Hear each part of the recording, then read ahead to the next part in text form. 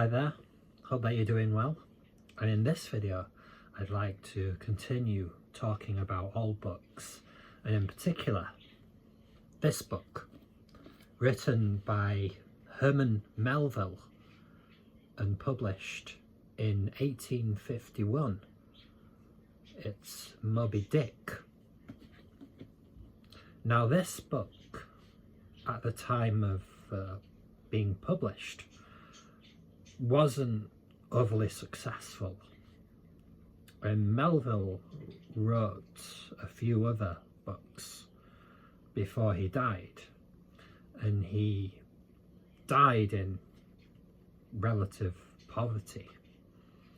He was dependent upon his father-in-law, and he had a few problems, but Moby Dick was later to go on to be a posthumous hit for Herman Melville. He never saw the tremendous success that the book had. Now the epic novel, and the main protagonist, the narrator, is Ishmael, and he's looking to go on an adventure. He likes to go whaling. He likes to go on the ships to look for whales. Now whaling was a massive industry in the 19th century and before that. It was a massive industry, and they would go to hunt whales for the oil, but then Rockefeller started to drill oil out of the ground, and the whales were saved from being hunted and chased all over the oceans. So Ishmael meets Queequeg in the place that he's staying at while he looks for a whaling ship to go on to go on his adventure. And he says he's not going as a passenger.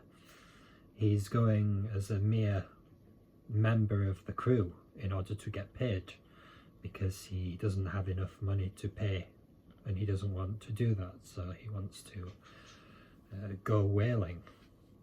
Now Herman Melville spent some time on whaling ships himself, and he had collected this massive knowledge about all the ins and outs of whales, but talks about their mysterious nature, so you can never really truly know everything about a whale, especially the one that Captain Ahab has his eyes on. Now Captain Ahab is the tyrant of the Pequod. He's the tyrant of the ship, and he's obsessed with killing the great white whale, the Leviathan, the biggest and most elusive of the whales. And the mates on the ship, one of them at least is not particularly keen on the idea of revenge, of going to kill the white whale.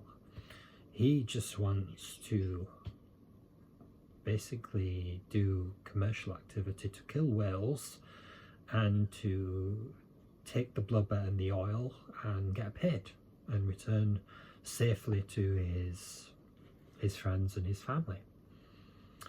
However, Queequeg is from the Pacific, one of the Pacific Islands, and he's a very courageous fellow. Ishmael is